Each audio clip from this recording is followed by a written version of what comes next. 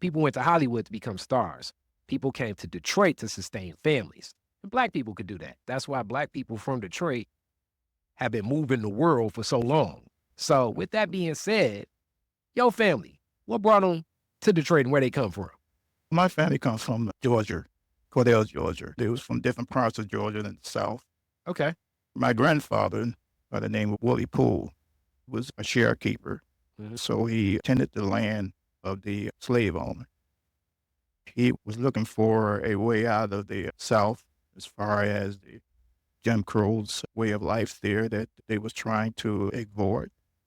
And so he came to Detroit. He was a minister, a Baptist preacher. They had 4 churches there. He was a minister of.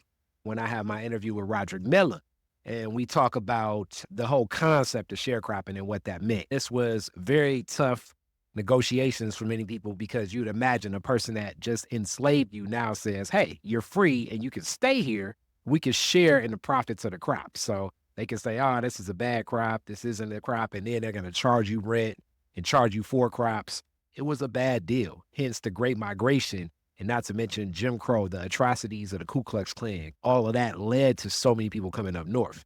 And it ain't like up north was peaches and cream either for black folks, but certain opportunities were abundant here in places like Detroit, Cleveland, Pittsburgh, Gary, Indiana, Akron, Flint. So your family, you said from where in Georgia? It was from Cordell, Georgia. Where do they move when they come here? They came here to Black Bottom, Detroit. Okay, so they made their way to Black Bottom in Yeah. the beginning. Do you know what years?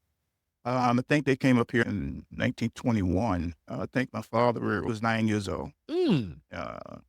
My mother came from Mississippi, and she was about 4. That's also where the migration patterns are interesting. A lot of black folks from Mississippi made their way to Chicago. The jobs was here, Mhm. looking for something out of a way of building a new life.